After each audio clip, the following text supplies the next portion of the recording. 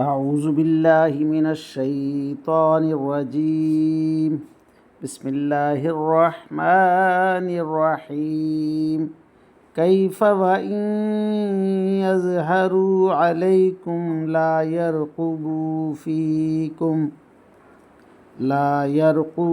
فيكم إلا ولا ذمة يرضونكم بأفواههم وتأبى قلوبهم وأكثرهم فاسقون. اشتروا بآيات الله ثمنا قليلا فصدوا عن سبيله إنهم ساء ما كانوا يعملون. آمنت بالله صدق الله مولانا العظيم وصدق رسوله النبي الكريم ونحن على ذلك من الشاهدين والشاكرين والحمد لله رب العالمین. ابھی آپ کے سامنے سورہ التوبہ کی آیت نمبر 8 اور 9 کی تلاوت کی گئی. انشاءاللہ کچھ ہی دیر بعد عزت مآب راؤ شاہ نواز صاحب انہی آیات کا ترجمہ، تشریح اور تفسیر بیان فرمائیں گے. اللہ تعالیٰ سے دعا ہے کہ ہمارا پڑھنا، آپ لوگوں کا سننا اللہ تعالیٰ قبول و منظور فرمائے اور اس پر عمل کی توفیق عطا فرمائے. آمین یا رب العالمین. اعوذ باللہ من الشیطان الرجیم. بسم اللہ الرحمن الرحیم. ملتان سے شاہ نواز تمام دوستوں کو السلام علیکم ورحمۃ اللہ وبرکاتہ. دوستان گرامی، آپ کے سامنے ابھی سورہ توبہ کی آیت نمبر 8 اور 9 کی تلاوت کی گئی.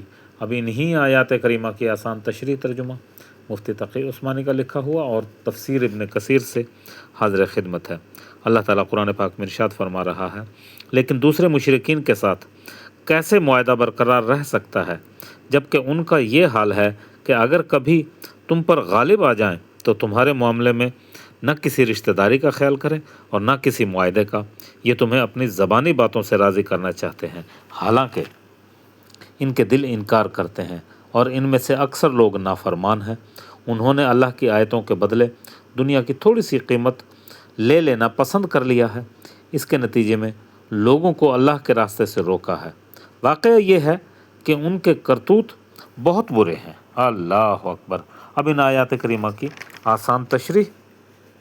مراد یہ کہ مشرکین کو وہ چوتھی قسم جن کا ذکر اوپر دیا گیا ہے، ان کو ان کے معاہدے کی مدت پوری ہونے تک مہلت دی گئی تھی، اور روایات میں ہے کہ مدت میں سے اس وقت 9 مہینے باقی تھے. مطلب یہ کہ اس مدت کے دوران اگر یہ سیدھے چلتے رہیں تو تم بھی ان کے ساتھ سیدھے چلتے رہو. اگر یہ بد عہدی کریں تو تم بھی ان کی مدت کا انتظار نہ کرو. اللہ اکبر. یعنی انہوں نے اللہ کی آیات پر عمل کرنے کی بجائے دنیا کے حقیر سے فائدے کو ترجیح دی. اللہ اکبر.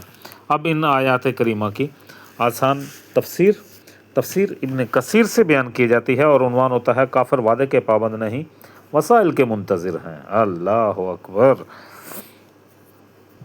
اللہ تعالیٰ کافروں کے مکر و فریب اور اس کی دلی عداوت سے مسلمانوں کو آگاہ کرتا ہے تاکہ ان کی دوستی اپنے دل میں نہ رکھیں، نہ ان کے قول اور قرار پر مطمئن رہیں. ان کا کفر، شرک انہیں وعدوں کی پاسداری پر رہنے نہیں دیتا. یہ تو وقت کے منتظر ہیں. ان کا بس چلے تو یہ تمہیں کچے چبا ڈالیں. نہ قرابت داری کو دیکھیں، نہ وعدوں کی پاسداری کریں، اور ان سے جو ہو سکے وہ تکلیف تم پر توڑ دیں اور خوش ہوں. اللہ اکبر. آل کے معنی قرابت داری کے ہیں. ابن عباس رضی اللہ تعالیٰ عنہ سے بھی مروی ہے اور حضرت حسان کے شعر سے بھی، اور معنی کیے گئے ہیں کہ وہ اپنے غلبہ کے وقت اللہ تعالیٰ کا بھی لحاظ نہ کریں، نہ کسی کا. یہی لفظ آل یعنی اہل بن کر جبرائیل، میکائیل، اسرافیل میں آیا، یعنی ان کا معنی اللہ تعالیٰ ہے. لیکن پہلا قول ہی ظاہر ہے اور مشہور ہے کہ اکثر مفسرین کا بھی یہی قول ہے، اور مجاہد رضی اللہ تعالیٰ عنہ یہی کہتے ہیں. مراد عہد ہے. فتادہ رحمۃ اللہ علیہ کا قول بھی یہی ہے۔ اللہ اکبر، اللہ اکبر۔ وآخر دعوانا ان الحمد للہ رب العالمین۔ اے میرے پروردگار، قرآن پاک پڑھا گیا، ترجمہ، تشریح اور تفسیر بیان کی گئی، اپنی بارگاہ میں منظور و مقبول فرما اور ہمارے لیے توشہ آخرت بنا دے۔ اے میرے پروردگار، جو لوگ بیمار ہیں میرے مولا، ان تمام کو صحت کلی، صحت کاملہ و عاجلہ عطا فرما۔ اے میرے پروردگار، جو لوگ بے روزگار ہیں ان کو رزق عطا فرما، اور جو رزق کما رہے ہیں ان کے رزق میں برکت عطا فرما۔ یا اللہ، بے اولاد کو اولاد نرینہ عطا فرما، جن کی اولاد ہے میرے مولا ان کو ماں باپ کا فرما بردار بنا دے۔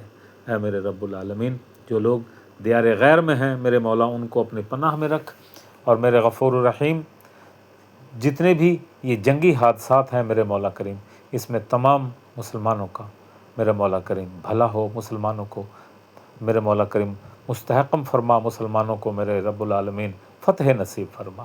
وصلی اللہ تعالی علی خیر خلقہ و نور عرشہ اجمعین برحمتک یا ارحم الراحمین، آمین یا رب العالمین۔